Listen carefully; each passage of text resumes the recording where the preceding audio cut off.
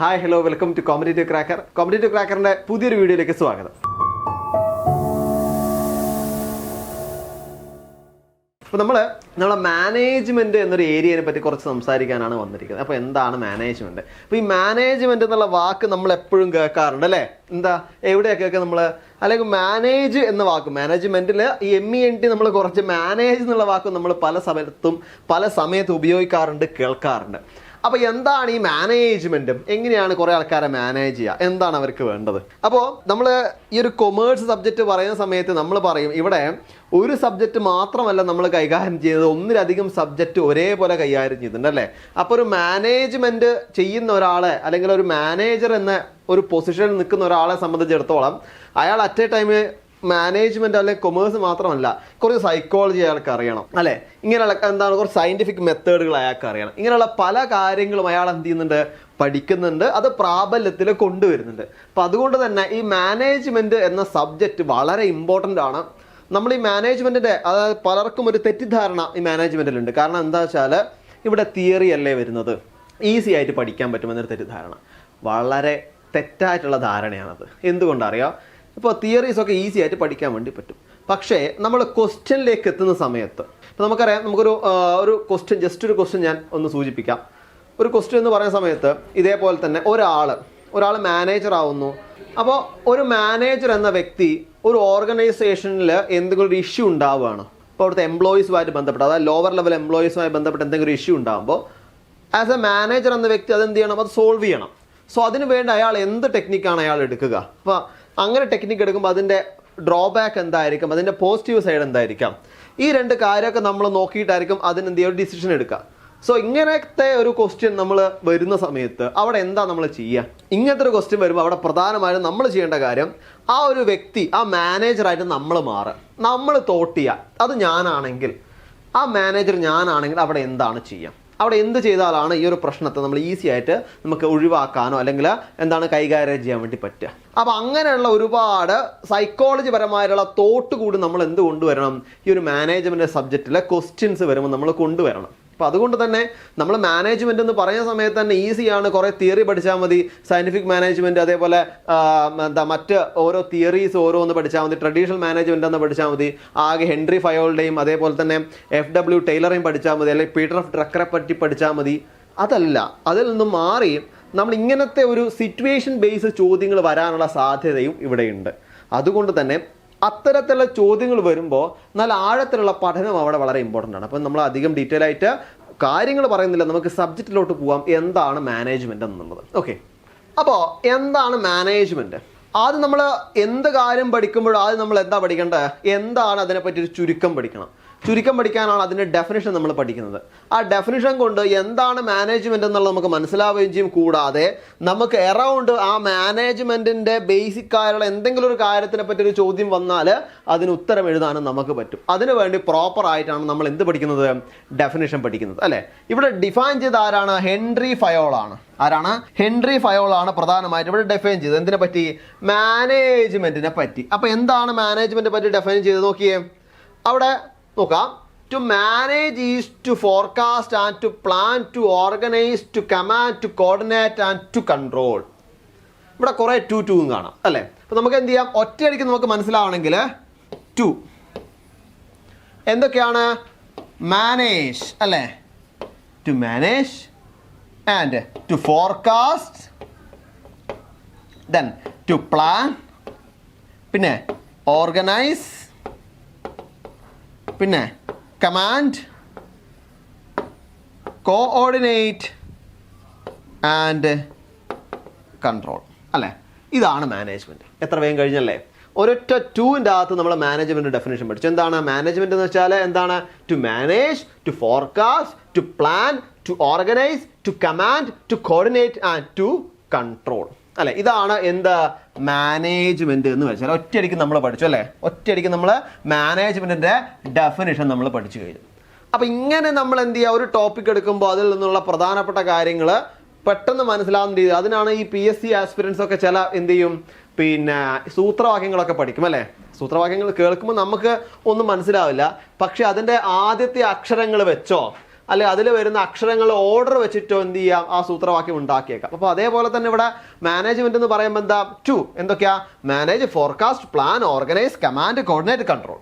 എന്താണ് ഇതൊക്കെ, ടു മുന്നിലുണ്ട്, അത് മാത്രം ശ്രദ്ധിച്ചാൽ മതി. അപ്പോൾ മാനേജ്മെന്റ് എന്താ നമ്മൾ ആദ്യം പഠിച്ചു. ഓക്കെ, ഇനി അടുത്തെന്താണ്, ഇവല്യൂഷൻ ഓഫ് മാനേജ്മെന്റ്. അപ്പോൾ മാനേജ്മെന്റിന്റെ ഇവല്യൂഷൻ ആണ് വരുന്നത്. അപ്പോൾ ഒരു സുപ്രഭാതത്തിൽ ഒന്നാകെ പൊട്ടിമുളച്ചതല്ല മാനേജ്മെന്റ്.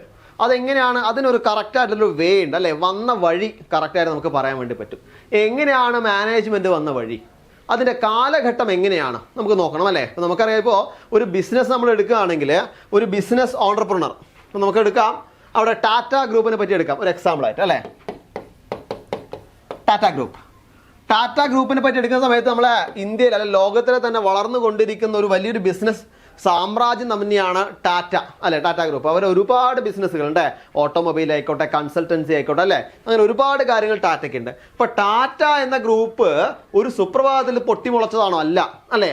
അവർ ബേസ് മുതൽ ഓരോ കാര്യങ്ങൾ തുടങ്ങി അവരെന്താണ് ഇന്ത്യയിൽ വന്നു, പിന്നെ ലോകമൊട്ടാകെ അറിയപ്പെടുന്ന ഒരു ട്രേഡ് മാർക്കുള്ള ഒരു കമ്പനി ആയിട്ട് പിന്നെയും മാറി അല്ലെ. അപ്പൊ എന്താണ് അതിന്റെ വളർച്ച നമുക്ക് ഇങ്ങനെ കൈകാര്യം ചെയ്യുന്ന സമയത്ത് ഓരോ വർഷവും അല്ലെ, അല്ലെങ്കിൽ ഇത്ര വർഷം കൂടുമ്പോൾ ഇന്നതൊക്കെ അവിടെ സംഭവിച്ചു നമുക്ക് ടൈം ലൈൻ പോലെ എഴുതാൻ പറ്റും.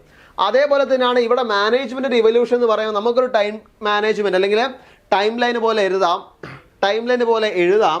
പ്രധാനമായിട്ടും 4 ആണ് അവിടെ വരുന്നത്. ഏതൊക്കെയാണ്, ഒന്ന് പ്രീ സയന്റിഫിക് മാനേജ്മെന്റ് എറ അല്ലെ, പ്രീ സയന്റിഫിക് മാനേജ്മെന്റ് എറ, പിന്നെ ക്ലാസിക്കൽ മാനേജ്മെന്റ് എറ, പിന്നീട് നിയോ ക്ലാസിക്കൽ മാനേജ്മെന്റ് ഇറ, ദെൻ മോഡേൺ മാനേജ്മെന്റ് ഇറ. ഈ 4 നമുക്ക് എന്ത് ചെയ്യാം, പ്രോപ്പറായിട്ട് പറയാം അല്ലെ. പ്രധാനമായിട്ടും ഇങ്ങനെ 4 നമുക്ക് എന്ത് ചെയ്യാം, നമുക്ക് സംസാരിക്കാം. ഓക്കെ, അപ്പോൾ ഇതിൽ ഓരോന്നിനും എന്തുണ്ട്, പ്രധാനപ്പെട്ട ഓരോരോ ക്ലാസിഫിക്കേഷൻസും അതേപോലെ തന്നെ ഓരോരോ ഓതേഴ്സും നമുക്ക് പറയാൻ വേണ്ടി പറ്റും. അപ്പോൾ അതൊക്കെ നമുക്ക് എന്ത് ചെയ്യാം, വരുന്ന ക്ലാസ്സിൽ ഡിസ്കസ് ചെയ്യാം. അപ്പോൾ നമുക്ക് ഇന്ന് പ്രധാനമായിട്ടും ആരെ പറ്റി പറയണം നമുക്ക് എന്ത് ചെയ്യാം നോക്കാം. ഓക്കെ, ഏർലി മാനേജ്മെന്റ് തോട്ട് അല്ലെ, അത് നമുക്കിന്ന് പറയാനുള്ളത് ഏർലി മാനേജ്മെന്റ് തോട്ടാണ്. ആദ്യത്തെ മാനേജ്മെന്റ് തോട്ട് എന്തായിരുന്നു, തുടക്കം അല്ലെ, തുടക്കം എങ്ങനെയായിരുന്നു നമുക്ക് നോക്കാം. എന്താണ് നമ്മളെ മാനേജ്മെന്റിന്റെ തുടക്കം, നോക്കിയേ. എങ്ങനെയാണ് നമ്മളെ മാനേജ്മെന്റ് തോട്ടിന്റെ അതായത് ബാക്ക്ഗ്രൗണ്ട്, ഇൻഡസ്ട്രിയൽ റവല്യൂഷൻ തന്നെയാണ്. 1700-1800 കാലഘട്ടത്തിലാണ്. നോക്കൂ, period marked by industrial revolution, shift from handicraft system to factory system അല്ലെ. എന്താണ് അവിടെ ഇൻഡസ്ട്രിയൽ റവല്യൂഷന്റെ കാലഘട്ടത്തിൽ പ്രധാനമായിട്ടും കരകൗശലത്തിൽ നിന്നും എങ്ങോട്ട് പോവുകയാണ്, ഫാക്ടറി സിസ്റ്റത്തിലേക്കുള്ളൊരു മാറ്റം അല്ലെ.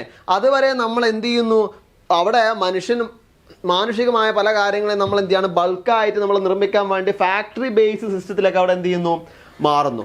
അപ്പോൾ ഈ ഫാക്ടറി ബേസ് അവിടെ എടുക്കുമ്പോൾ തന്നെ അവിടെ നോക്കൂ, ലാർജ് ഫാക്ടറീസ് അവിടെ ആവശ്യമാണ്. അങ്ങനെ ലാർജ് ഫാക്ടറീസ് വരുമ്പോൾ പ്രധാനമായിട്ട് എന്താണ്, അതിൻ്റെ പ്ലാനിങ് വേണം, കറക്റ്റായിട്ടുള്ള ഡയറക്ഷൻ കൊടുക്കണം, കറക്റ്റായിട്ടുള്ള കൺട്രോൾ വേണം അല്ലേ. കാരണം നമ്മൾ തോന്നുന്നത്, അതായത് നമ്മളെ എംപ്ലോയീസ് തോന്നുന്ന പോലെ പണിയെടുത്താൽ പറ്റില്ല. ഇവരെല്ലാം കൂടി ഒരു കറക്റ്റായിട്ടുള്ള വിഷനോട് കൂടി എന്ത് ചെയ്യണം, വർക്ക് ചെയ്യണം അല്ലേ. ആ വർക്ക് ചെയ്താൽ മാത്രമേ നമുക്ക് എന്തുള്ളൂ, കറക്റ്റ് ആയിട്ടുള്ള ഒരു വേയിൽ ഗോൾ അച്ചീവ് ചെയ്യാൻ വേണ്ടി പറ്റും. അപ്പോൾ അതിനു വേണ്ടി നമ്മൾ പ്രധാനമായും ചെയ്യേണ്ട 3 കാര്യമാണ്. ഒന്ന് പ്ലാൻ ചെയ്യുക, ഡയറക്റ്റ് ചെയ്യുക, കൺട്രോൾ ചെയ്യുക അല്ലേ. പിന്നെ അതുകൂടാതെ അവിടെ management emerge as A separate function അല്ലേ. അവിടെ മാനേജ്മെന്റ് എന്നത് അവിടെ സെപ്പറേറ്റ് ഒരു ഫംഗ്ഷനായിട്ട് കൂടി അവിടെ എന്ത് ചെയ്യാൻ തുടങ്ങി, ഉരുത്തിരിഞ്ഞ് വരാൻ വേണ്ടി തുടങ്ങി. ഇങ്ങനെയാണ് ആദ്യ കാലഘട്ടത്തിൽ മാനേജ്മെന്റ് എന്ന് പറയുമ്പോൾ നമ്മൾ എന്ത് ചെയ്യേണ്ടത്, പ്രോപ്പറായിട്ട് മനസ്സിലാക്കേണ്ടത്. ഓക്കെ, ദെൻ ഇനി മാനേജ്മെന്റ്, അതായത് ആദ്യകാലത്ത് ഇത്തരത്തിൽ മാനേജ്മെന്റുമായിട്ട് ബന്ധപ്പെട്ട കുറച്ച് ഓതേഴ്സ് ഉണ്ട്. ആരൊക്കെയാണ് പ്രധാനപ്പെട്ട കുറച്ച് ഓതേഴ്സ്, ഒരുപാട് ഓതേഴ്സ് ഉണ്ട്. അപ്പോൾ ഒരുപാട് ഓതേഴ്സിനെ പറ്റി നമുക്ക് എന്ത് ചെയ്യേണ്ട, പഠിക്കേണ്ട ആവശ്യമില്ല. നമുക്ക് എന്താണ്, നമ്മൾ ഇമ്പോർട്ടൻ്റ് ആയിട്ട് എക്സാം പോയിന്റ് ഓഫ് വ്യൂവിലാണ് നമ്മൾ പഠിക്കേണ്ടത്. അപ്പോൾ ആദ്യത്തെ ഒരാളെ പറ്റി പഠിക്കുമ്പോൾ അവിടെ പറയാം ആഡം സ്മിത്ത് അല്ലേ. ആഡം സ്മിത്ത് എന്താണ്, ആഡം സ്മിത്തിനെ പറ്റി പറയുമ്പോൾ ആദ്യം നമ്മൾ മനസ്സിലാക്കേണ്ട അദ്ദേഹത്തിന്റെ പുസ്തകമാണ് വെൽത്ത് ഓഫ് നാഷൻസ് അല്ലേ. ഇദ്ദേഹം എന്താണ്, ഒരു എക്കണോമിസ്റ്റ് കൂടിയാണ് അല്ലേ, നമുക്കറിയാം. അപ്പോൾ ഇദ്ദേഹം ഒരു എക്കണോമിസ്റ്റ് കൂടിയാണ്. അപ്പോൾ പ്രധാനമായിട്ടും അദ്ദേഹത്തിന്റെ പുസ്തകത്തിന്റെ പേരാണ് വെൽത്ത് ഓഫ് നാഷൻസ്. അപ്പോൾ വെൽത്ത് ഓഫ് നാഷൻസ് ആണ് അദ്ദേഹത്തിന്റെ പ്രധാനപ്പെട്ട പുസ്തകം. പിന്നീട് ഇൻട്രൊഡ്യൂസ്ഡ് ഡിവിഷൻ ഓഫ് ലേബർ അല്ലെ. അവിടെ ഡിവിഷൻ ഓഫ് ലേബർ ആരംഭിച്ചു, ഇൻട്രൊഡ്യൂസ് ചെയ്തു. ആര് ഇൻട്രൊഡ്യൂസ് ചെയ്തു, ആഡം സ്മിത്ത്. പിന്നെ specialisation increase productivity, market and competition regulate economic activity, government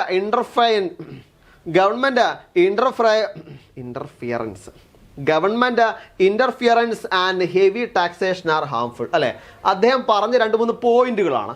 ഒന്നെന്താണ്, നമ്മളെ സ്പെഷ്യലൈസേഷൻ ഇൻക്രീസ് പ്രൊഡക്ടിവിറ്റി അല്ലേ. അവിടെ എന്ത് ചെയ്യുന്നു, പ്രൊഡക്ടിവിറ്റി ഇൻക്രീസ് ചെയ്യാൻ വേണ്ടിയിട്ട് കൂടുതലായിട്ടും എന്ത് സ്പെഷ്യലൈസേഷൻ അവിടെ കൊണ്ടുവരുന്നു. കാരണം ഓരോ എംപ്ലോയിക്കും അവിടെ സ്പെഷ്യലൈസ്ഡ് ആയിട്ടുള്ള എന്തുണ്ടാവും, ചിലപ്പോൾ സ്കില്ലോ മറ്റോ കാര്യങ്ങൾ ഉണ്ടായേക്കാം. അപ്പോൾ അതുകൊണ്ട് തന്നെ അവർക്ക് പ്രോപ്പറായിട്ട് വർക്കിംഗ് കണ്ടീഷനും അല്ലെങ്കിൽ വർക്ക് ചെയ്യേണ്ട കാര്യങ്ങൾ കൊടുത്താൽ എന്താ നമുക്ക് പ്രധാനമായിട്ടും പ്രൊഡക്ടിവിറ്റി ഇൻക്രീസ് ചെയ്യാൻ വേണ്ടി പറ്റും. Then market and competition regulate economic activity അല്ലേ. എന്താണ് നമ്മുടെ മാർക്കറ്റും കോമ്പറ്റീഷനൊക്കെ പ്രധാനമായിട്ടും നമ്മളെ എക്കണോമിക് ആക്ടിവിറ്റിയുമായി ബന്ധപ്പെട്ട് നമുക്ക് കണക്ട് ചെയ്തുകൊണ്ട് പറയാൻ വേണ്ടി പറ്റും. പിന്നീട് ഗവൺമെൻറ് നമ്മളെ ടാക്സ് ചുമത്തുന്നത്, അതേപോലെ തന്നെ അവരുടെ എന്താണ് പങ്കാളിത്തം അല്ലേ, ചില മേഖലകളിൽ അവരുടെ ഓവറായിട്ടുള്ള പങ്കാളിത്തവും നമ്മളെ എന്ത് ചെയ്യുന്നുണ്ട്, ഹാംഫുള്ളായിട്ട് ബാധിക്കുന്നുണ്ട് എന്ന ചില കണ്ടുപിടുത്തങ്ങൾ അദ്ദേഹം എന്ത് നടത്തി, നമ്മൾ മാനേജ്മെൻറ്റ് തോട്ടുമായിട്ട് ഏർലി ഇറയിൽ അദ്ദേഹം കണ്ടുപിടിച്ചിട്ടുണ്ട്. പിന്നീട് അദ്ദേഹം കൊണ്ടുവന്നത് എന്താണ്, ഡിവിഷൻ ഓഫ് ലേബർ ആണ്. അതിൻ്റെ ഭാഗമായിട്ട് എഫിഷ്യൻസി ഇമ്പ്രൂവ് ചെയ്യാൻ പറ്റിയിട്ടുണ്ട്, അതുപോലെ ഔട്ട്പുട്ട് നമുക്ക് ഇമ്പ്രൂവ്മെൻറ്റ് ചെയ്യാൻ വേണ്ടി പറ്റിയിട്ടുണ്ട്. കൂടാതെ better utilisation of work skill. നമുക്കറിയാം, നമ്മൾ നേരത്തെ എന്താണ് സ്പെഷ്യലൈസേഷൻ എന്ന് നമ്മൾ പറഞ്ഞു അല്ലേ. അപ്പോൾ ആ സ്പെഷ്യലൈസേഷൻ ആയിട്ടുള്ള എംപ്ലോയീസിൻ്റെ കയ്യിൽ വർക്ക് കിട്ടുമ്പോൾ അവിടെ എന്താണ് അവർക്ക് കൂടുതൽ ബെനിഫിറ്റായി, അതായത് കമ്പനിയുടെ ഗോൾ അച്ചീവ് ചെയ്യാൻ വേണ്ടി കൂടുതൽ ബെനിഫിറ്റായി അവർക്ക് എന്ത് ചെയ്യാൻ വേണ്ടി പറ്റും, വർക്ക് ചെയ്യാൻ വേണ്ടി പറ്റും അല്ലേ. ഓക്കെ, പിന്നീട് നമ്മൾ നോക്കുന്നത് ആരാണ്, ജെയിംസ് വാട്ട് അല്ലേ. ജെയിംസ് വാട്ടിനെ പറ്റിയാണ്. നോക്കൂ, ഇൻവെന്റഡ് സ്റ്റീം എഞ്ചിൻ അല്ലേ. അദ്ദേഹം കൊണ്ടുവന്ന ഒന്നാണ് എന്താ, സ്റ്റീം എഞ്ചിൻ. അപ്പോൾ ഇതാണ് എന്താ സ്റ്റീം എഞ്ചിൻ. സ്റ്റീം എഞ്ചിൻ അദ്ദേഹം കൊണ്ടുവന്നതാണ്. പിന്നെ provide cheap and continuous power. എന്തിനത്, അതായത് ഈ സ്റ്റീം എഞ്ചിൻ മുഖാന്തരം എന്ത് ചെയ്യാൻ പറ്റും, തുടർച്ചയായിട്ട് ചെറിയ, അതായത് ചീപ്പസ്റ്റിൽ നമുക്ക് എന്ത് ചെയ്യാൻ പറ്റും, പവർ കണ്ടിന്യൂസ് ആയിട്ട് പ്രൊവൈഡ് ചെയ്യാൻ വേണ്ടി പറ്റും. അപ്പോൾ അതിന് വേണ്ടിയിട്ടാണ് അദ്ദേഹം എന്ത് സ്റ്റീം എഞ്ചിൻ അവിടെ കൊണ്ടുവന്നത്. ദെൻ അദ്ദേഹം കൊണ്ടുവന്നതാണ് അവിടെ പ്രധാനമായും റെവല്യൂഷണൈസേഷൻ ചെയ്തു. അതേപോലെ ഇൻഡസ്ട്രീനെ, കൊമേഴ്സ്, ട്രാൻസ്പോർട്ടേഷൻ എന്ന രീതിയിൽ അദ്ദേഹം റെവല്യൂഷണൈസേഷൻ ചെയ്തിട്ടുണ്ട്. പിന്നീട് ഓക്കെ, അപ്പോൾ നമ്മുടെ ജൂനിയർ അക്കൗണ്ടൻ്റ് എക്സാമിന് വേണ്ടിയിട്ടാണ് നമ്മൾ പഠിക്കുന്നത്. നമ്മളിപ്പോൾ മാനേജ്മെൻറ്റ് 4ാമത്തെ മൊഡ്യൂളാണ് അല്ലേ. പിന്നെ നമുക്ക് ഒരുപാട് മൊഡ്യൂളുകൾ നമുക്ക് എന്ത് ചെയ്യാൻ വേണ്ടിയിട്ടുണ്ട്, ഡിസ്കസ് ചെയ്യാൻ വേണ്ടിയിട്ടുണ്ട്. അപ്പോൾ ഒരുപാട് മൊഡ്യൂളുകൾ നമുക്ക് ഡിസ്കസ് ചെയ്യുന്ന സമയത്ത് തന്നെ നമ്മളവിടെ ശ്രദ്ധിക്കണം, നമ്മൾ ഈ ജൂനിയർ അക്കൗണ്ടൻ്റ് എക്സാമിന് വേണ്ടി പ്രിപ്പയർ ചെയ്യുന്ന ആൾക്കാർ ഒരുപാട് ആൾക്കാരുണ്ടല്ലേ. നമുക്കറിയാം ബികോം കഴിഞ്ഞ് ഏതൊരാൾക്കും ജൂനിയർ അക്കൗണ്ടൻ്റ് എക്സാമിന് വേണ്ടി പ്രിപ്പയർ ചെയ്യാൻ വേണ്ടി പറ്റും. അപ്പോൾ അതുകൊണ്ട് തന്നെ നമ്മൾ ജൂനിയർ അക്കൗണ്ട് എക്സാമിന് വേണ്ടി പ്രിപ്പയർ ചെയ്യുമ്പോൾ ഒരുപാട് കോമ്പറ്റീഷൻസ് നമ്മൾക്ക് ഇടയിലുണ്ട്. അപ്പോൾ ഈ ഒരു കോമ്പറ്റീഷനെ എന്താണ്, നല്ല രീതിയിലുള്ള കോമ്പറ്റീഷൻ നമുക്ക് എന്ത് ചെയ്യാം അവിടെ ഉണ്ടാവും. അതുകൊണ്ട് തന്നെ ബികോം കഴിഞ്ഞ ആൾക്കാരാണ്, നമുക്കൊക്കെ സബ്ജക്റ്റ് നോളജ് ഉണ്ട്, സബ്ജക്റ്റ് നോളജാണ് ഏറ്റവും കൂടുതൽ വേണ്ടത്. അതുകൊണ്ട് തന്നെ നമുക്ക് ഈ ഒരു എക്സാമിന് വേണ്ടി പ്രോപ്പറായിട്ട് നല്ലൊരു വേയിൽ പഠിച്ചാൽ നല്ലൊരു മാർക്ക് നമുക്ക് സ്കോർ ചെയ്യാൻ വേണ്ടി പറ്റും. അപ്പോൾ പഠനം നിങ്ങൾ തുടങ്ങിയിട്ടില്ലെങ്കിൽ സമയം നിങ്ങളുടെ മുന്നിൽ ഇത് അതിക്രമിച്ചു എന്ന് പറയാം. ഇപ്പം തുടങ്ങുകയാണെങ്കിൽ നിങ്ങൾക്ക് വരാനിരിക്കുന്ന എക്സാമിന് എന്ത് ചെയ്യാം, പ്രോപ്പറായിട്ട് പഠിച്ചുകൊണ്ട് നമുക്ക് മുന്നേറാം. നമ്മളെ CCയിൽ അതിൻ്റെ ബാച്ചുകൾ സ്റ്റാർട്ട് ചെയ്തിട്ടുണ്ട്. നമ്മളെ ജൂനിയർ അക്കൗണ്ടിൻ്റെ 2ാമത്തെ ബാച്ച് സ്റ്റാർട്ട് ചെയ്തിട്ടുണ്ട്. ലൈവ് ക്ലാസ്സോട് കൂടിയാണ് നമ്മളെ ബാച്ചുകൾ മുന്നോട്ട് പോകുന്നത്. അപ്പോൾ ബാച്ചിനെ പറ്റി അറിയാനും ബാച്ചിൽ ജോയിൻ ചെയ്യാനും എന്താ അവിടെ നമ്പർ കൊടുത്തിട്ടുണ്ട്. ഈ ഒരു നമ്പർ ത്രൂ നിങ്ങൾക്ക് എന്ത് ചെയ്യാം, നിങ്ങളെ കോൺടാക്ട് ചെയ്യാവുന്നതാണ്. ഓക്കെ, പിന്നീട് റോബർട്ട് ഓൺ നോക്കിയേ, സ്പെഷ്യൽ റിഫോമർ ആണ്, ഫോക്കസ്ഡ് ഓൺ ഹ്യൂമൻ റിലേഷൻ ആണ്, opposite child labour and harsh working condition അല്ലേ. അവിടെ അടുത്ത ഒരു കോൺട്രിബ്യൂഷൻ ആണ് റോബർട്ട് ഓണിൻ്റെത്. പ്രധാനമായിട്ട് അദ്ദേഹം ഒരു സോഷ്യൽ റീഫോമർ ആണ്. കൂടാതെ ഹ്യൂമൻ റിലേഷനാണ് അദ്ദേഹം എന്ത് ചെയ്തത്, കൂടുതലായിട്ട് ഫോക്കസ് ചെയ്തത്. അദ്ദേഹം എഗെയിൻസ്റ്റ് ആയിട്ടുള്ളത് അല്ലെ, ഓപ്പോസിറ്റ് അല്ലെങ്കിൽ എഗെയിൻസ്റ്റ് ആയിട്ടുള്ളത് എന്തിനായിരുന്നു, ചൈൽഡ് ലേബറിനും അതേപോലെ ഹാർഷ് വർക്കിംഗ് കണ്ടീഷൻ ആയിരുന്നു അല്ലേ. നമുക്കൊരാൾ വർക്ക് ചെയ്യണമെങ്കിൽ അവിടെ പ്രധാനമായിട്ടും നമുക്ക്, അതായത് വർക്ക് പൂർണ്ണമായിട്ടും അവിടെ കൊണ്ടുപോകണമെങ്കിൽ അല്ലെ നമ്മളുടെ കോൺട്രിബ്യൂഷൻ പ്രധാനമായിട്ടും പൂർണ്ണമായിട്ടും നൽകിക്കൊണ്ട് ആ വർക്ക് കംപ്ലീറ്റ് ചെയ്യണമെങ്കിൽ വർക്കിംഗ് കണ്ടീഷൻ പ്രോപ്പർ ആവുക എന്നത് വളരെ ഇമ്പോർട്ടൻ്റ് ആണ് അല്ലേ. വർക്കിംഗ് കണ്ടീഷൻ അവിടെ പ്രോപ്പറായിട്ട് ഇല്ല എങ്കിൽ നമ്മുടെ വർക്ക് എന്ത് ചെയ്യില്ല, കറക്റ്റായിട്ട് പോവില്ല, നമുക്കതിനോട് മടി വരും, സ്വാഭാവികമാണ്. അപ്പോൾ അതുകൊണ്ട് തന്നെ നമ്മളെ വർക്കിംഗ് കണ്ടീഷൻ പ്രോപ്പറായിട്ട് നമ്മൾ കൊണ്ടുപോകണം. അത് ഒരു മാനേജ്മെൻറ്റിനെ സംബന്ധിച്ചിടത്തോളം വളരെ ഇമ്പോർട്ടൻ്റ് ആണ്. അപ്പോൾ അത് ഇവിടെ എന്ത് ചെയ്തിട്ടുണ്ട്, അവിടെ അദ്ദേഹം സൂചിപ്പിച്ചിട്ടുണ്ട്. ഹാർഷായിട്ടുള്ള വർക്കിംഗ് കണ്ടീഷന് എഗെയിൻസ്റ്റ് ആയിരുന്നു ഇദ്ദേഹം. സോ അവർക്ക്, അതായത് ഒരു എംപ്ലോയിക്ക് കറക്റ്റായിട്ട് പ്രോപ്പറായിട്ടുള്ള വർക്കിംഗ് കണ്ടീഷൻ കൊടുക്കുക എന്നത് ഒരു മാനേജ്മെൻറ്റിനെ സംബന്ധിച്ചിടത്തോളം വളരെ ഇമ്പോർട്ടൻ്റ് ആയ ഒരു കാര്യമെന്ന് കൂടിയാണ്. ഓക്കെ, ദെൻ അപ്പോൾ കുറച്ച് ഓതേഴ്സിനെ നമ്മൾ പറഞ്ഞു അല്ലേ, കുറച്ച് ഓതേഴ്സിനെ നമ്മൾ പറഞ്ഞിട്ടുണ്ട്. ഇനി നമ്മൾ എപ്പോഴും കേൾക്കുന്നതാണ് മാനേജ്മെൻറ്റ് എന്നത് ഒരു ആർട്ടാണ്, മാനേജ്മെൻറ്റ് എന്നുള്ളൊരു സയൻസാണ്. രണ്ടും കേട്ടിട്ടുണ്ട്. അപ്പോൾ എന്താണ് ഒരു ആർട്ട്, എന്താണ് ഒരു സയൻസ്, നമുക്ക് അതിനെപ്പറ്റിയാണ് ചിന്തിക്കേണ്ടത് അല്ലേ. അപ്പോൾ എന്താണ് ആർട്ട്, എന്താണ് സയൻസ്? അപ്പൊ നമുക്ക് രണ്ടായി തരംതിരിക്കാം. ആദ്യം നമുക്ക് എന്തിനെ പറ്റി പറയാം? ആർട്ടിനെ പറ്റി പറയാം. മാനേജ്മെന്റ് ഈസ് എ ആർട്ട് എന്ന് നമ്മൾ എപ്പോഴും കേൾക്കാറുണ്ട്. അപ്പോൾ എന്താണ് ആർട്ട് നോക്കിയേ. Art is concerned with practical knowledge and personal skill for doing out the desired result. In management, a manager should have practical knowledge and skill, otherwise his performance will be adversely affected. അല്ലേ? അതായത് ഒരു art അല്ലെങ്കിൽ ഒരു കല എന്ന് പറയുമ്പോൾ അതിന് പ്രധാനമായിട്ടും വേണ്ട എന്താണ്? ഒരു സ്പെഷ്യലൈസ്ഡ് നോളജ് ആണ്. അല്ലേ? സ്പെഷ്യലൈസ്ഡ് ആയ ഒരു നോളജ് ആവശ്യമാണ്. അല്ലേ? നോക്കൂ, ഒരു ഗായകൻ അവിടെ പാട്ട് പാടുന്നുണ്ടെങ്കിൽ അയാളെ ഗായകനായിട്ട് അംഗീകരിക്കുക എങ്ങനെയാണ്? അദ്ദേഹം ഒന്നുകിൽ നന്നായിട്ട് പാട്ട് പാടണം, അല്ലെങ്കിൽ അദ്ദേഹം സംഗീതം പഠിച്ചിരിക്കണം. അല്ലേ? അപ്പം അതുകൊണ്ട് തന്നെ അദ്ദേഹം അത് കറക്റ്റായിട്ട് പഠിക്കുന്നുണ്ട്. അതായത് സംഗീതത്തെ പറ്റി ശാസ്ത്രീയമായിട്ടോ അല്ലെങ്കിൽ അദ്ദേഹത്തിൻ്റെ സ്വതസിദ്ധമായ കഴിവ് കൊണ്ടോ അദ്ദേഹം പഠിക്കുന്നുണ്ടെങ്കിൽ അയാൾ എന്താണ്? ഒരു കലാകാരനാണെന്ന് പറയും. അല്ലേ? അപ്പം അദ്ദേഹത്തിന് അവിടെ എന്താ കഴിവാണ് വേണ്ടത്. ഒന്നുകിൽ സ്വതസിദ്ധമായുള്ള കഴിവാണ്, അല്ലെങ്കിൽ അദ്ദേഹം ആ കഴിവ് അക്വയർ ചെയ്തിരിക്കണം. അപ്പം അതേപോലെ തന്നെയാണ് ഇവിടെ മാനേജ്മെൻറ്റ് എന്താണ്? ഒരു ആർട്ടാണ്, കലയാണെന്ന് പറയുമ്പോൾ നമുക്കവിടെ സ്പെഷ്യലൈസ്ഡ് നോളജ് അവിടെ എന്താണ്? ആവശ്യമാണ്. അതേപോലെ സ്പെഷ്യലൈസ്ഡ് ആയിട്ട് സ്കില്ല് നമുക്ക് അവിടെ ആവശ്യമാണ്. എന്നാൽ മാത്രമേ ഒരു മാനേജർ എന്ന രീതിയിൽ എന്തെങ്കിലും ഒരു കാര്യം അവിടെ ഉണ്ടാകുമ്പോൾ അല്ലെങ്കിൽ എന്തെങ്കിലും ഇഷ്യൂ അവിടെ ഉണ്ടാകുമ്പോൾ നമുക്ക് നമ്മളുടേതായ രീതിയിൽ അത് എന്ത് ചെയ്യാൻ വേണ്ടി പറ്റുള്ളൂ? സോൾവ് ചെയ്യാൻ വേണ്ടി പറ്റുള്ളൂ. അല്ലേ? അപ്പം അതുകൊണ്ട് തന്നെ മാനേജ്മെൻറ്റ് എന്ന് പറയുമ്പോൾ അവിടെ എന്താണ്? ഒരു ആർട്ടാണ്, എന്താണ്? ഒരു കലയായിട്ട് നമുക്ക് എന്ത് ചെയ്യാം? കണക്കാക്കാം. ഇനി ഇത് നേരെ മറ്റൊരു വിധാനമാണ്. നോക്കിയേ, അവിടെ ജോർജ് ആർ ടെറി മാനേജ്മെന്റിനെ പറ്റി പറഞ്ഞിട്ടുണ്ട്, ആർട്ടിനെ പറ്റി പറഞ്ഞിട്ടുണ്ട്. നോക്കിയേ, art is bringing about a desired result through application on സ്കില്ലാണ്. ആ സ്കില്ലിനെ അവിടെ എന്ത് ചെയ്തിട്ടുണ്ട്? പ്രധാനമായിട്ടും 5 തരത്തിലുള്ള എസെൻഷ്യൽ ഫീച്ചേഴ്സ് ആയിട്ട് അവിടെ കൊടുത്തിട്ടുണ്ട്. എന്താ? പ്രാക്ടിക്കൽ നോളജ് ആവശ്യമാണ്, പേഴ്സണൽ സ്കില്ല് ആവശ്യമാണ്, കോൺക്രീറ്റ് റിസൾട്ട് ആവശ്യമാണ്, കൺസ്ട്രക്റ്റീവ് സ്കില്ല് ആവശ്യമാണ്, ഇംപ്രൂവ്മെൻറ്റ് ത്രൂ പ്രാക്ടീസ്. അല്ലേ? ഇത്രയും കാര്യങ്ങൾ നമ്മളെ മാനേജ്മെൻറ്റ്, അതായത് ഒരു ആർട്ട് എന്ന രീതിയിൽ മാനേജ്മെൻറ്റിന് പറയുമ്പോൾ പ്രധാനമായിട്ടും 5 എസെൻഷ്യൽ ഫീച്ചേഴ്സ് നമ്മൾ മനസ്സിലാക്കി വെക്കണം. ഈ 5 എണ്ണം വളരെ ഇമ്പോർട്ടൻ്റ് ആണ്, നമ്മളെ മനസ്സിൽ ഉണ്ടാവേണ്ട പോയിൻ്റാണ് ഈ 5 എണ്ണം. Okay, then management as A science. അപ്പോൾ എന്താണ് മാനേജ്മെൻറ്റ് ആസ് എ സയൻസ് എന്ന് പറയുന്നത്? നമ്മൾ ആർട്ടിനെ പറ്റി പറഞ്ഞു. അല്ലേ? ആർട്ട് എന്താ നമ്മൾ പറഞ്ഞു. ഇനി സയൻസ് നോക്കിയേ. Science refers to an organized and systematic body of knowledge acquired by mankind through observation, experimentation, and also based on some universal principle, concept and theories. ഇതാണ് പറയുന്നത്.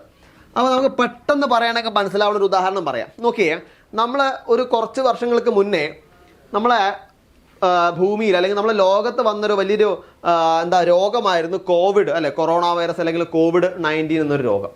അപ്പോൾ അതിനൊരു മരുന്ന് കണ്ടുപിടിക്കുക എന്നത് എന്താണ്? ഒരു അക്ഷീണമായിട്ടുള്ള പ്രവർത്തനമായിരുന്നു. നമ്മൾ എന്ത് ചെയ്തു? ഒരു മരുന്ന് കണ്ടുപിടിച്ചു.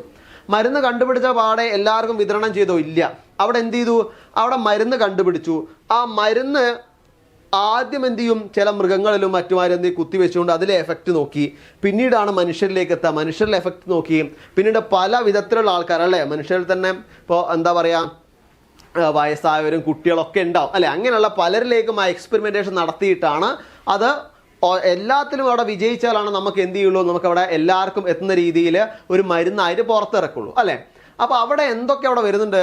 അവിടെ കറക്റ്റ് ഒബ്സർവേഷൻ അവിടെ വരുന്നുണ്ട്. അതിന് മുന്നേ ഡീറ്റെയിൽ ആയിട്ടും അതിനെ പറ്റിയുള്ള പഠനം വരുന്നുണ്ട്. അല്ലേ? എന്താണ് ഈ രോഗം, ഈ രോഗത്തിന് എഗെയിൻസ്റ്റ് എങ്ങനെയാണ് ചെയ്യുക എന്ന തരത്തിലുള്ള ഡീറ്റെയിൽ പഠനം, ആ രോഗത്തിനെ പറ്റിയുള്ള ഡീറ്റെയിൽ ആയുള്ള പഠനം അവിടെ വരുന്നുണ്ട്. അതിന് എഗെയിൻസ്റ്റ് എന്ത് ചെയ്യാൻ പറ്റുമെന്ന് ചോദിക്കുന്നുണ്ട്. അതിന് വേണ്ടിയിട്ടുള്ള ഒരുപാട് പഠനങ്ങൾ, അതേപോലെ പരീക്ഷണങ്ങൾ അവിടെ നടത്തി, നിരീക്ഷണങ്ങൾ അവിടെ നടത്തി. ഇതൊക്കെ ചെയ്ത് കഴിഞ്ഞ് പ്രോപ്പറായിട്ടും നമ്മൾ വിജയിച്ചു എന്ന് കണ്ടാലേ എങ്ങോട്ടേക്ക് പുറത്തേക്ക് പോവുള്ളൂ. അപ്പോൾ അത്തരത്തിൽ അതാണ് നമ്മൾ ശരിക്കും പറഞ്ഞാൽ സയൻസ് എന്ന് പറയുമ്പോൾ. ഒന്നുകൂടി നമുക്ക് വ്യക്തമായിട്ട് പറയാം. നോക്കിയേ, സയൻസ് എന്ന് വെച്ചാൽ സിസ്റ്റമാറ്റിക് ബോഡി ഓഫ് നോളജ് ആണ് ഒന്നാമത്തെ കാര്യം. അല്ലേ? എന്താണ്? ഒരു സിസ്റ്റമാറ്റിക് ബോഡി ഓഫ് നാച്ചർ ആണ്, അല്ലെങ്കിൽ നോളജ് ആണ് അവിടെ എന്ത്? സയൻസ് എന്ന് പറയുന്നത്. അതിനകത്ത് എന്തൊക്കെ അടങ്ങിയിട്ടുണ്ട്? ഒബ്സർവേഷൻ അടങ്ങിയിട്ടുണ്ട്, എക്സ്പെരിമെന്റേഷനും അതിൽ അടങ്ങിയിട്ടുണ്ട്. അല്ലേ? ഈ ഒബ്സർവേഷനും എക്സ്പെരിമെന്റേഷനും ഒക്കെ അവരവരുണ്ടാക്കുന്നതാണോ? അല്ല. അത് ഏതുമായിട്ട് ബേസ്ഡ് ആണ്? നോക്കിയേ, അത് നമ്മൾ ചില പ്രിൻസിപ്പൾസ്, കോൺസെപ്റ്റ്, തിയറീസ് അല്ലെ, ഇതൊക്കെ ബേസ്ഡ് ആയിട്ടാണ് എന്താ ഇത്തരത്തിൽ ഒബ്സർവേഷനും എക്സ്പെരിമെന്റേഷനും നടക്കുന്നത്. നമ്മൾ ഈ കെമിസ്ട്രി, ഫിസിക്സ് തുടങ്ങിയ സബ്ജക്റ്റുകളിലൊക്കെ എന്താണ് ചില എക്സ്പെരിമെന്റേഷൻ പറഞ്ഞിട്ടുണ്ടാവും അല്ലെ, അത് ട്രൂ ചെയ്ത എക്സ്പെരിമെന്റേഷൻ ആയിരിക്കും. നമ്മൾ ഈ ലിറ്റ്മസ് പേപ്പറിനെ പറ്റി കേട്ടിട്ടുണ്ട് അല്ലേ, എന്താണ് ആൽക്കലി അതേപോലെ ആസിഡ് ഒക്കെ കണ്ടുപിടിക്കാൻ ലിറ്റ്മസ് പേപ്പർ, അത് ഓരോന്നിലും അവിടെ എന്ത് ചെയ്യുന്നു, മുക്കുന്ന സമയത്ത് അതിൻ്റെ നിറം മാറുന്നതായിരുന്നു നമ്മൾ എന്ത് ചെയ്യാറുണ്ട്, കാണാറുണ്ട് അല്ലേ. അപ്പോൾ അത് ഓൾറെഡി എന്താണ് അവിടെ തിയറി ചെയ്ത ഇതാ ഇന്ന ഇതിൽ മുക്കിയാൽ, അതായത് ഇന്ന ദ്രാവകത്തിൽ മുക്കി അതിൻ്റെ നിറം ഇന്നതായിട്ട് മാറും. അപ്പോൾ നമ്മൾ മുക്കി നോക്കിയാൽ പ്രോപ്പറായിട്ട് ഇത് മാറുക ചെയ്യും. അതെന്തുകൊണ്ടാണ്? അത് മറ്റൊരാൾ ഒബ്സർവ് ചെയ്ത തിയറി ആയിട്ട് അവിടെ എഴുതി വെച്ചിട്ടുണ്ട്. അപ്പോൾ ഈ തിയറീസ് ബേസ്ഡ് ആണ് നമ്മൾ എന്ത് ചെയ്യുന്നത്, പ്രോപ്പറായിട്ടും സയൻസിലേക്ക് പോകുന്നത്. അപ്പോൾ ഇവിടെ മാനേജ്മെന്റ് എന്ന് പറയുമ്പോൾ എന്താണ്, നമ്മൾ അവിടെ കുറച്ച് തിയറീസ് ഉണ്ട്, കോൺസെപ്റ്റ്സ് ഉണ്ട്, പ്രിൻസിപ്പിൾ ഉണ്ട്. ഈ പ്രിൻസിപ്പിളൊക്കെ എന്ത് മുഖാന്തരം വന്നതാണ്? ഒബ്സർവേഷൻ മുഖാന്തരം, എക്സ്പെരിമെന്റേഷൻ മുഖാന്തരം ഒക്കെ വന്നിട്ടുള്ളതാണ് ഈ കാര്യങ്ങളൊക്കെ. അപ്പം അതുകൊണ്ട് തന്നെ മാനേജ്മെന്റ് എന്ന് പറയുന്നത് കറക്റ്റായിട്ട് എന്താണ്, ഒരു സയൻസ് ആണ് നമ്മൾ സൂചിപ്പിച്ചു അല്ലേ, നമ്മളത് എന്ത് ചെയ്തു, പ്രൂവ് ചെയ്തു. ഓക്കെ, ഇനി അപ്പം നമ്മൾ കഴിഞ്ഞ ഒരു സ്ലൈഡ് നമ്മൾ പറഞ്ഞു, നമ്മൾ മാനേജ്മെന്റിന്റെ ആദ്യ കാലത്തെ പറ്റി പറഞ്ഞു. പിന്നെ രണ്ടാമത്തെ കാലമാണ് ക്ലാസിക്കൽ അല്ലേ, ക്ലാസിക്കൽ തിയറീസ് ഓഫ് മാനേജ്മെന്റ്. ആ ക്ലാസിക്കൽ തിയറീസ് ഓഫ് മാനേജ്മെന്റിലാണ് പ്രധാനമായിട്ടും scientific management theory, administrative principal, bureaucracy ഒക്കെ അവിടെ പ്രധാനമായിട്ടും വരുന്നത് അല്ലേ. ഇതൊക്കെ എവിടെയാണ് നമ്മൾ വരുന്നത്? ക്ലാസിക്കൽ തിയറീസ് ഓഫ് മാനേജ്മെന്റിലാണ് വരുന്നത്. നമുക്കറിയാം നമ്മൾ ആദ്യത്തെ വ്യക്തി, അപ്പൊ നമുക്കറിയാം ആദ്യം നമ്മൾ എവിടെയാണ്, സയന്റിഫിക് മാനേജ്മെന്റിലേക്കാണ് പോകുന്നത്. ആരാ സയന്റിഫിക് മാനേജ്മെന്റ്? ആരാണ്? Federico Winslow. സയന്റിഫിക് മാനേജ്മെന്റിലേക്കാണ് നമ്മൾ പോകുന്നത്. ആരാണ് സയന്റിഫിക് മാനേജ്മെന്റ്? നമുക്കറിയാം അല്ലേ, FW ടൈലർ ആണ് അല്ലെ. FW ടൈലർ ആണ് ശരിക്കും പറഞ്ഞാല് സയന്റിഫിക് മാനേജ്മെന്റിന്റെ ഒരു ഫാദർ ആയിട്ട് നമുക്ക് പറയാൻ വേണ്ടി പറ്റുക. FW ടൈലർ, ഒരിക്കലും മറന്നു പോരുത് സയന്റിഫിക് മാനേജ്മെന്റ്. നമുക്ക് നോക്കിയേ, scientific management is A theory of management propounded by FW Taylor. It focused on improving efficiency, productivity and performance by applying scientific method to work instead of traditional rule of thumb method. Taylor is known as the father of scientific management. അവിടെ പ്രധാനമായിട്ടും ആരാണ് കൊണ്ടുവന്നത് നമുക്ക് ആദ്യം മനസ്സിലാവണം. നമ്മളവിടെ പറഞ്ഞ FW Taylor ആണ്. അദ്ദേഹം എന്താ ചെയ്തത്? അദ്ദേഹം ഇത്തരത്തില് സയന്റിഫിക് മാനേജ്മെന്റ് കൊണ്ടുവന്നു. ഏതിനെ മാറ്റാൻ വേണ്ടിയിട്ട്? ഓൾഡ് അല്ലെങ്കിൽ ട്രഡീഷണൽ റൂൾ ഓഫ് തമ്പ് മെത്തേഡിനെ എന്ത് ചെയ്യാൻ വേണ്ടിയിട്ട് മാറ്റിയിട്ട് അദ്ദേഹം സയന്റിഫിക് ആയിട്ടുള്ള ഒരുപാട് തിയറീസ് കൊണ്ടുവന്നു. അത് മുഖാന്തരം അവിടെ എന്തൊക്കെ മാറ്റമുണ്ടായി? അവിടെ എഫിഷ്യൻസി ഇംപ്രൂവ് ചെയ്യാൻ തുടങ്ങി, പ്രൊഡക്ടിവിറ്റിയിൽ മാറ്റം ഉണ്ടാവാൻ തുടങ്ങി, ഇത്തരത്തിലുള്ള മാറ്റങ്ങൾ അവിടെ ഉണ്ടാവാൻ തുടങ്ങി അല്ലെ. ഇതൊക്കെ ഫോക്കസ് ചെയ്തുകൊണ്ടാണ് അദ്ദേഹം എന്ത് കൊണ്ടുവന്നത്? ഇത്തരത്തിലുള്ള സയന്റിഫിക് മാനേജ്മെന്റ് കൊണ്ടുവന്നത്. അതുകൊണ്ട് തന്നെയാണ് അദ്ദേഹത്തെ എന്ത് വിളിക്കുന്നു? ഫാദർ ഓഫ് സയന്റിഫിക് മാനേജ്മെന്റ് എന്ന് വിളിക്കുന്നു അല്ലെ. അപ്പോൾ അതാണ് ആദ്യത്തെ പോയിന്റ് ആയിരുന്നു നമുക്ക് എന്ത് ചെയ്യാൻ വേണ്ടി പറ്റുക, പറയാൻ വേണ്ടി പറ്റുക. ദെൻ എന്താണ് FW ടൈലറുടെ ബാക്ക്ഗ്രൗണ്ട് നമുക്ക് നോക്കാം. നോക്കിയേ, FW ടൈലർ ആരാണ്? അദ്ദേഹം വർക്ക് ചെയ്ത ഒരു അപ്രന്റീസ് ആയിട്ട്, കോമൺ ലേബറർ ആയിട്ട്, ഫോർമാൻ ആയിട്ട്, മാസ്റ്റർ മെക്കാനിക് ആയിട്ട്, അല്ലെങ്കിൽ ചീഫ് എഞ്ചിനീയർ ആയിട്ട് ഒരു സ്റ്റീൽ കമ്പനിയിൽ അദ്ദേഹം എന്ത് ചെയ്തിട്ടുണ്ട്? വർക്ക് ചെയ്തിട്ടുണ്ട്. അതുകൊണ്ട് തന്നെ അദ്ദേഹം ഇത്രയും കാരണങ്ങൾ അല്ലെങ്കിൽ ഇത്രയും ഏരിയകൾ അദ്ദേഹം വർക്ക് ചെയ്തുകൊണ്ട് തന്നെ അദ്ദേഹത്തിന് പ്രോപ്പറായിട്ടും അവിടെ നടക്കുന്ന പല കാര്യങ്ങളുമായിട്ട് നല്ല രീതിയിലുള്ള പ്രാക്ടിക്കൽ എക്സ്പീരിയൻസ് അദ്ദേഹത്തിന് ഉണ്ടായിരുന്നു. ആ പ്രാക്ടിക്കൽ എക്സ്പീരിയൻസ് ഉള്ളത് കൊണ്ട് തന്നെ അദ്ദേഹം മനസ്സിലാക്കി ഇവിടുത്തെ പ്രോബ്ലം എന്താണെന്നുള്ളത് അല്ലേ. അതായത് നല്ലൊരു ആനക്കാരനാണെങ്കിൽ ആ ആനയുടെ ചെറിയൊരു മാറ്റം കൂടി അദ്ദേഹത്തിന് അറിയാൻ വേണ്ടി പറ്റും. കാരണം എന്താ, പ്രോപ്പറായിട്ട് അദ്ദേഹം ആനയെ വീക്ഷിച്ചു കൊണ്ടിരിക്കുന്നുണ്ട്. ഒരു ചെറിയൊരു മാറ്റം ഉണ്ടെങ്കിൽ ആ ആനയ്ക്ക് എന്താണ് അടുത്ത മൂവ്മെന്റിൽ ആന നടത്തുക എന്ന കാര്യം അദ്ദേഹത്തിന് മനസ്സിലാവും അല്ലേ. എങ്ങനെയാ അത്? കണ്ടിന്യൂസ് ആയിട്ടുള്ള ഒരു ഇവാലുവേഷനിലൂടെ അല്ലേ. കണ്ടിന്യൂസ് ആയിട്ട് ആനയെ എന്ത് ചെയ്യാണ്? പരിപാലിച്ച് പോകുന്നത് കൊണ്ട് തന്നെ അതിലുണ്ടാകുന്ന ചെറിയ മാറ്റം അദ്ദേഹത്തിന് മനസ്സിലാക്കാൻ വേണ്ടി പറ്റും. അപ്പൊ അതേപോലെ തന്നെയാണ് ഇവിടെ അദ്ദേഹം ഇത്രയും ജോലികൾ അവിടെ എന്ത് ചെയ്തു? വർക്ക് ചെയ്തുകൊണ്ട് തന്നെ ആ ഒരു ഓർഗനൈസേഷനിൽ എന്താണ് മാറ്റം വരുത്തേണ്ടത്, എങ്ങനെ മാറ്റം വരുത്തിയാലാണ് നല്ല രീതിയിൽ പ്രൊഡക്ടിവിറ്റി ഉണ്ടാവാൻ അദ്ദേഹത്തിന് മനസ്സിലാക്കാൻ എളുപ്പം കഴിഞ്ഞു. അതിന്റെ ഭാഗമായിട്ടാണ് അദ്ദേഹം എന്ത് ചെയ്തത്? അവിടെ വർക്കേഴ്സിന്റെ പ്രോബ്ലംസ് അവിടെ ഐഡന്റിഫൈ ചെയ്തു. എന്തൊക്കെയാണ്? അതേ കൂടാതെ അവിടെ ഉണ്ടായ വർക്ക് മെത്തേഡിലുണ്ടായ ഇൻഎഫിഷ്യൻസീസ്, അതേപോലെ മാനേജ്മെന്റിൽ ഉണ്ടായ കുറച്ച് ഡ്രോബാക്ക്, ഈ കാര്യമൊക്കെ അദ്ദേഹം എന്ത് ചെയ്തു? അവിടെ പ്രോപ്പറായിട്ട് അദ്ദേഹം കൊണ്ടുവന്നു, അല്ലെങ്കിൽ വെളിച്ചത്ത് കൊണ്ടുവന്നതിന് ശേഷമാണ് അദ്ദേഹം എന്ത് ചെയ്തത്? സയന്റിഫിക് മാനേജ്മെന്റിനെ പ്രധാനമായിട്ടും എന്ത് ചെയ്തത്? കുറച്ചധികം മെത്തേഡ്സ് അല്ലെങ്കിൽ തിയറീസ് അവിടെ കൊണ്ടുവന്നു അല്ലെ. നോക്കിയേ, പ്രധാനപ്പെട്ട ഒബ്ജക്റ്റീവ് കൂടി നമുക്ക് നോക്കിയേ. എന്തൊക്കെയാ? Taylor's central concern was increasing productivity in order to എങ്ങനെയാണ്, അതായത് നമ്മൾ പ്രധാനമായിട്ടും എന്ത് ചെയ്യുക, പ്രൊഡക്ടിവിറ്റി നമുക്ക് എന്ത് ചെയ്യാം, ഇൻക്രീസ് ചെയ്യണം. എങ്ങനെയൊക്കെ? റെഡ്യൂസ് കോസ്റ്റ് ഓഫ് പ്രൊഡക്ഷൻ അല്ലേ, കോസ്റ്റ് ഓഫ് പ്രൊഡക്ഷൻ അവിടെ നമുക്ക് കുറച്ചുകൊണ്ട് നമ്മളെ ഫേമിൻ്റെ ഇൻക്രീസ് അവിടെ എന്ത് ചെയ്യണം, ഫേമിൻ്റെ പ്രോഫിറ്റ് അവിടെ എന്ത് ചെയ്യണം, ഇൻക്രീസ് ചെയ്യണം. കൂടാതെ enable higher wage four workers without increasing effort അല്ലേ, അവിടെ എന്ത് ചെയ്യണം, നമുക്ക് ശരിക്കും പറഞ്ഞാൽ ജോലി എടുക്കുന്നവനാണ് പണി അല്ലേ, ശരിക്കും പറഞ്ഞാൽ ജോലി എടുക്കുന്നവനാണ് എന്ത്, പൈസ.